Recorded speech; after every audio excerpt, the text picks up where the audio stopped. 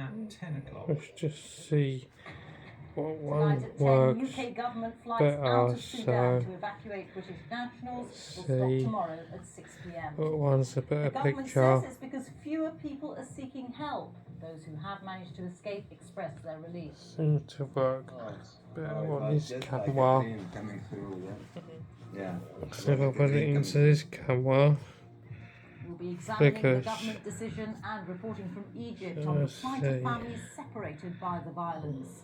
Also tonight, the BBC chairman Richard Sharp resigns after a report finds he was not open about his dealings with Boris Johnson when he interviewed for the chairman's job. It is right to prioritise the interest of the BBC. I I feel that this think matter may well hot be a picture on distraction that from one the corporation's better. good work, were I to remain in post until the end of my term. Can you help? Can anybody help? If teachers in England go Normally I to strike, their do unions say they will plasma coordinate and industrial action. LCDs, but not plasma and In plasma. Ukraine, at least 25 people So, have died after a wave of Russian it's a good airstrikes across test. the country. And with the King's Got this coronation camera. just over a week away, we look at attitudes to the monarchy in Scotland. Let's Here in the east, see. the teacher on trial for killing her partner and burying him in the Sorry. garden takes the stand for the first time. And a rare visit to one of the world's most important film studios, in Basildon. One's like on the top. I'm going to do this one versus that one. It's a good telly as Good well. evening. The government is to end its evacuation operation from Sudan at 6 p.m. tomorrow, saying there is a declining number of British nationals seeking assistance. It says that more than 1,500 people have now been brought to safety, and the vast majority are British nationals and their dependents.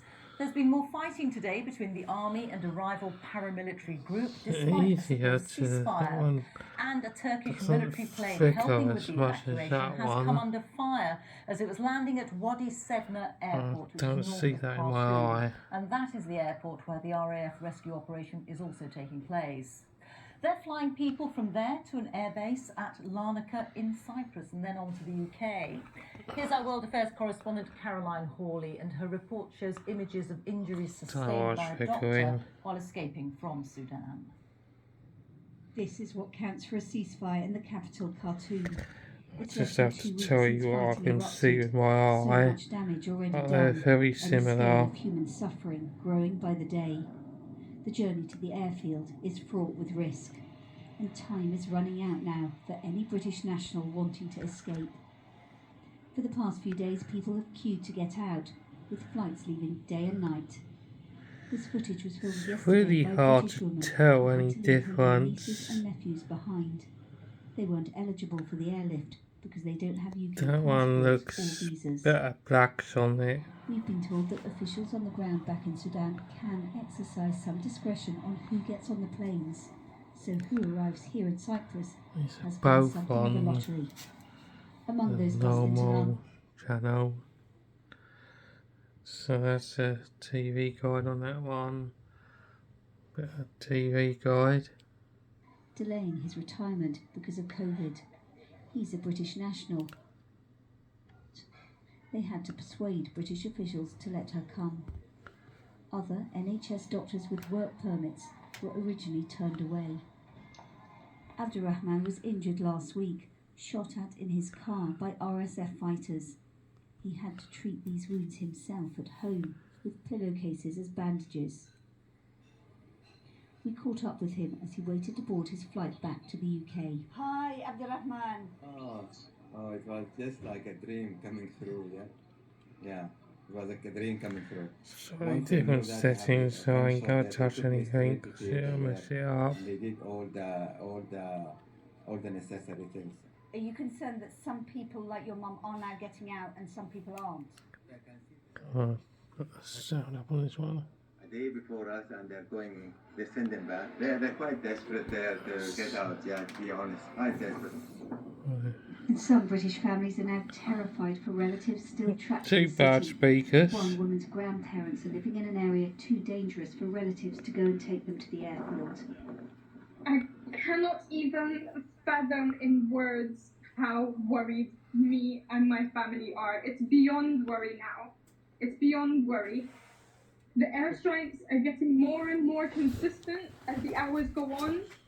We have no way of contacting them. They have no way of contacting us. So if they get left behind before 12 noon tomorrow, only God can help them and help the rest of my family. We don't know how many more people will make it out of Khartoum on the last evacuation flights. But here at Larnaca Airport, the tiniest evacuees, Yara, just 25 days old, and Dua, born in Khartoum the same day, already uprooted. What future for them and for Sudan now? Caroline Hawley, BBC News, Larnaca. Well, many of those fleeing the violence have made it over the border to Egypt, but the BBC has been told of exploitation of refugees. I think that one looks like a sharper picture, for those who had to leave relatives even behind. though it's on Our correspondent Tom Baker Freeview. sent this report from the city of That Aswan one near is the Egypt-Sudan definitely border. better, but they're The both exhaustion very is hard good. to bear. They left their homes in a city under fire. Now the sights are of dust and desert, and other survivors also trying to move on. Here at this bus Definitely station, looks a better hub with in the the light Egyptian off desert, than with the light on. there's still no sign of aid groups. Only the refugees So that's an are interesting fending for test. themselves. Hosna got here before the fighting started, but her teenage daughters are still trapped in Khartoum. So she got work trying to pay for their tickets. Not as good blacks on that one. Through the kindness of strangers, he gave her a job at the bus station tea shop. My daughter saw an artillery shell fall in our neighborhood. I couldn't bring them here. Right, now I'm going to turn this video off and do the LCD versus that one. She needs $800 to get them here. The men running the routes from Khartoum have put up the fares 20-fold, she says. Both family and hope are far off. Sudan is completely destroyed. They are targeting people in their homes. The generals shouldn't be fighting this war among civilians.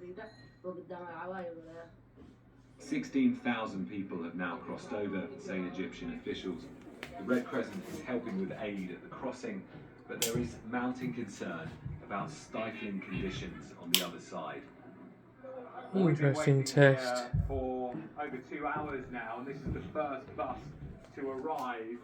The journey is treacherous, difficult. This is a point of safety, but what we're